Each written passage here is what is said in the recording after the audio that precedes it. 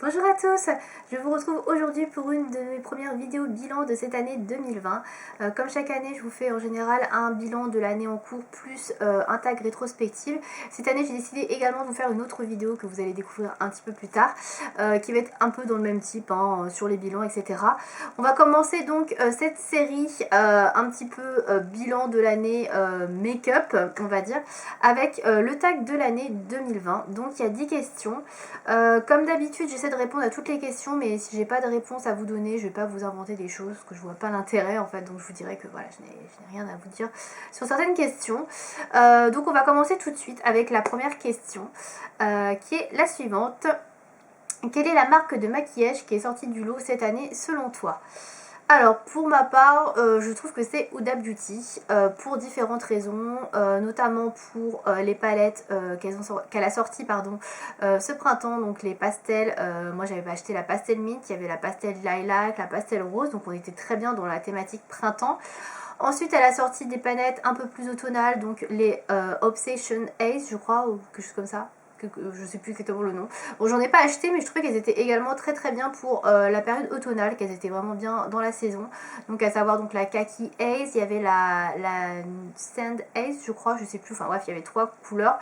Une qui était dans les tons prunes un petit peu, une dans les tons kaki marronné et une plus dans les tons neutres. Et je trouvais qu'elles étaient vraiment très bien également situées pour la saison. J'ai beaucoup apprécié également son lancement de palette sur la nouvelle Naughty Nude, palette dont je vous ai parlé il y a quelques semaines sur la chaîne, donc vous avez une revue. Voilà, je trouve que la palette est extrêmement bien réussie et beaucoup mieux que celle de l'année dernière, la Mercury Retrograde. Moi je la trouve vraiment plus sympa. Et j'ai beaucoup apprécié également son lancement au niveau des produits teint et notamment sur le fond de teint en stick que j'ai plutôt bien apprécié puisque je l'ai acheté. Donc voilà. Ouais, c'est vraiment pour moi une marque qui s'est bien démarquée cette année. Je trouve que les produits qui sont sortis, les produits qu'elle a réalisés sont assez judicieux pour ma part. Donc voilà pourquoi j'opterai donc pour Huda Beauty. Question numéro 2. Le produit que YouTube t'a fait acheter mais qui n'était pas si terrible que ça. Alors, il est juste sur mon bureau, je l'attrape.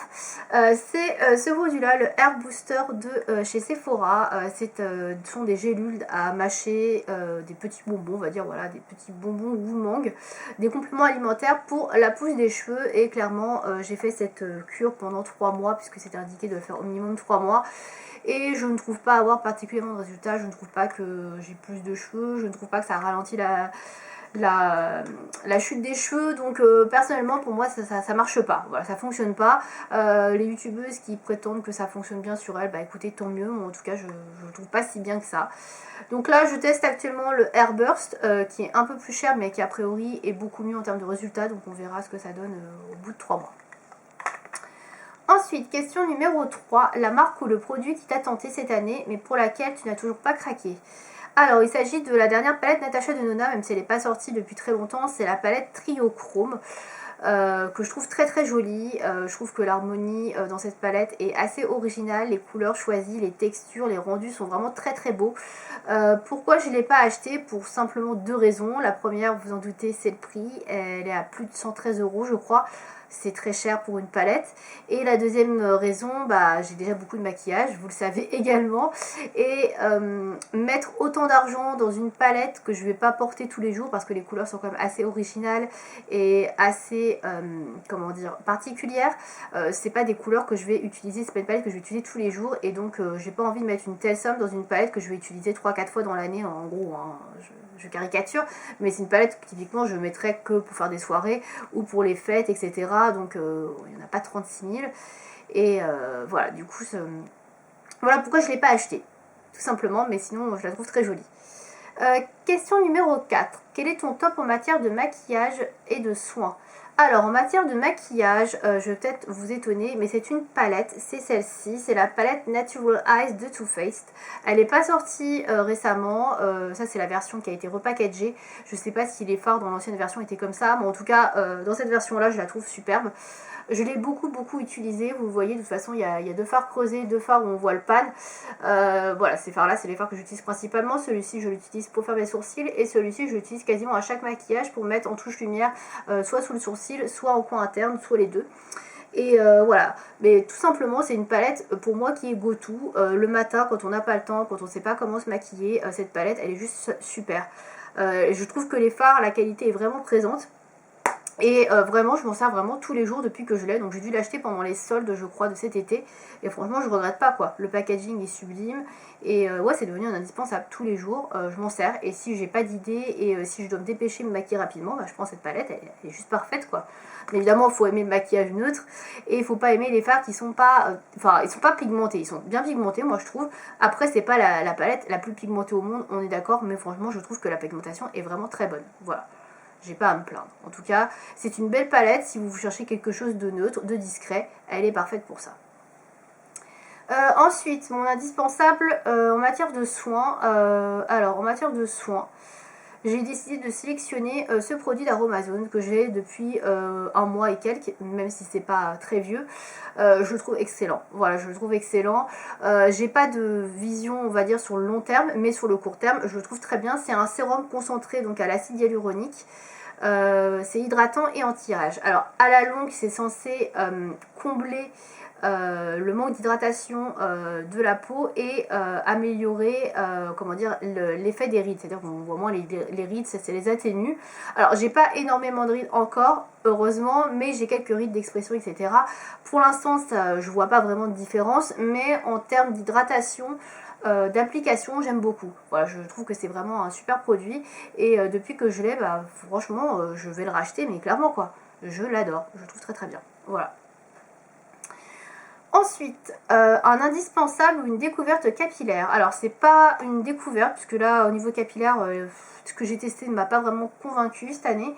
C'est plutôt un indispensable. Alors il est un peu dégueulasse, je suis désolée mais bah, je m'en sers quasiment tout le temps. Enfin tout le temps, je m'en sers toutes les semaines quoi. C'est un indispensable, hein, comme son nom l'indique, c'est l'huile réparatrice pour cheveux d'Yves Rocher. Alors elle n'existe plus sous ce packaging, puisque c'est un ancien packaging, comme vous pouvez le voir, bah voilà, elle est quasiment pas vide, mais elle est très très très entamée.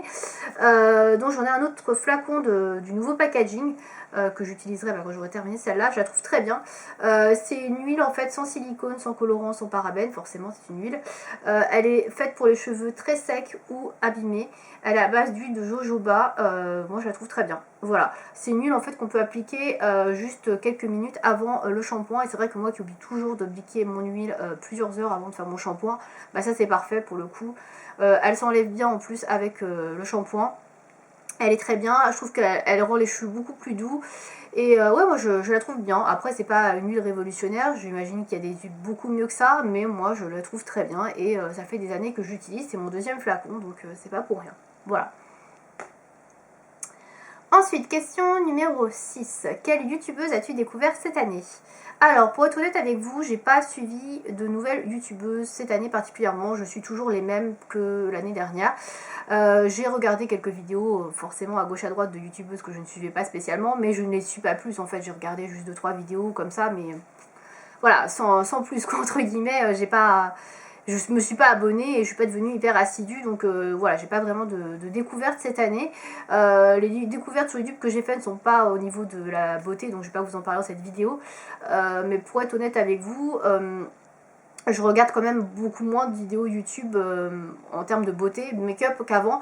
Même les youtubeuses que j'adore, que je suis fréquemment, j'ai toujours des vidéos à regarder dans leur liste. Je me jette pas sur la vidéo quand elle sort. J'attends souvent plusieurs jours, des fois des semaines avant de la regarder. Enfin, c'est moins ma priorité qu'avant. Avant, je passais des heures par jour à regarder des vidéos de youtubeuses beauté. Maintenant, voilà, c'est de temps en temps quand j'ai envie. Et voilà, je vais pas dire que c'est moins ma passion, mais ça me lasse un peu. Voilà, clairement, ça me lasse un peu. Et voilà, j'ai envie de faire aussi d'autres trucs, donc du coup, je regarde moins, tout simplement. Question numéro 7. Quelle est la meilleure chose qui te soit arrivée cette année? Alors, comme d'habitude, cette question, comme je dis, sur le terme du make-up, j'ai pas vraiment grand-chose qui me soit arrivé. Après, je suis très contente d'avoir réussi à poser des fossiles toute seule et que ce soit joli. On peut dire que c'est la meilleure chose qui m'est arrivée, réussir à poser mes fossiles et qu'ils tiennent toute la soirée. Ouhou.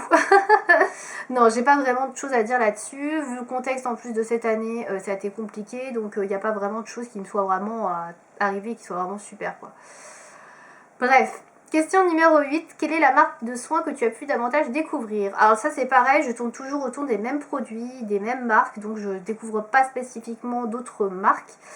Néanmoins j'ai quand même pu tester lors d'une commande Sephora, je crois qu'on m'avait envoyé, enfin ouais, j'avais un code promo, je sais plus exactement.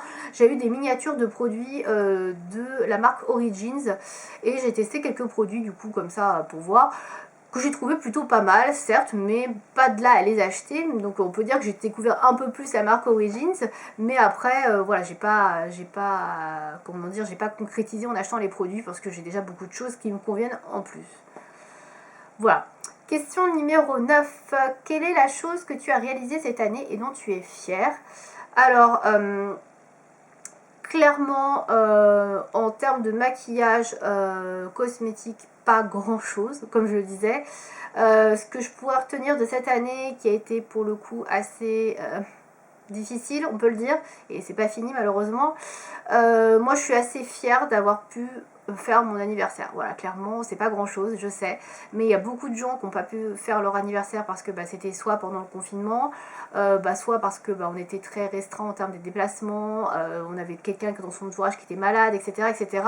Et moi, je suis quand même super contente d'avoir pu faire mon anniversaire et d'avoir tous mes amis à mon anniversaire. Franchement, c'était un truc qui me tenait vraiment à cœur et je suis très contente d'avoir pu le faire. Alors après, j'ai eu la chance que mon anniversaire soit en septembre, donc du coup, on n'était pas confinés à ce moment-là et il n'y a pas trop de restrictions encore. Je pense notamment au couvre-feu. Mais ouais, c'est vraiment quelque chose qui me tenait à cœur et clairement, j'ai mis beaucoup d'énergie et je suis très contente d'avoir pu le faire. Et ouais, vraiment, pour moi, c'est l'accomplissement de mon année. C'est pour vous dire que voilà, l'année était vraiment... voilà, difficile.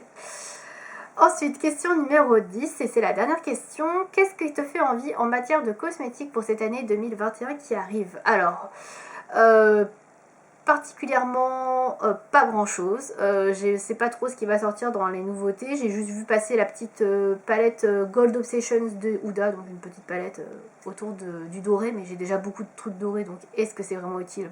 Je ne pense pas. La palette Triochrome de Natasha Denona, comme je le dis juste avant dans les questions précédentes, me tente beaucoup. Après de là à l'acheter, voilà, je ne sais pas, je ne pense pas, à part s'il y a une grande promo peut-être, mais sinon non. Après, je sais pas trop ce qui va sortir, ce qui est prévu. Je pense bien que Natasha Denona va ressortir une palette dans le format des Love Palette, Bonze Palette, Glam Palette. Donc là, forcément, je vais potentiellement craquer. Mais après, je ne sais pas ce qu'il y aura. Donc pour l'instant, je suis pas spécialement tentée. Après, vous le savez, ce qui m'intéresse le plus en général, ce sont les palettes de maquillage. J'attends vraiment de voir ce que Anastasia Beverly Hills va sortir. Parce que la dernière palette, la Soft Glam, toute rikiki, la 2, qui reprend tous les fards des précédentes palettes, franchement, c'est du foutage de gueule. Donc j'attends de voir ce qu'Anastasia va sortir l'année prochaine. Voir s'il y a des nouvelles choses qui vont sortir intéressantes, parce que là depuis la Norvina 4, ouais, c'est pas GG, hein. Franchement c'est pas GG, donc ça fait longtemps quand même, parce que ça fait depuis mai. Donc j'attends impatiemment de voir ce que Anastasia va nous sortir pour 2021. Et voilà, après j'ai pas forcément de choses de prévues, de craquage pour la nouvelle année. Voilà. Si ce tag vous a plu, je vous invite à le faire dans les commentaires ou en réponse vidéo, il n'y a pas de problème. J'espère en tout cas que ça vous aura plu.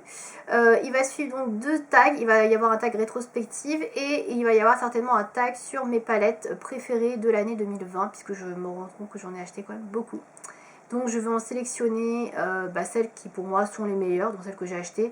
Et puis je vous dirai ça en vidéo, donc ce sera certainement la prochaine vidéo bilan. Voilà. J'espère que cette vidéo vous aura plu et je vous dis à bientôt. Salut!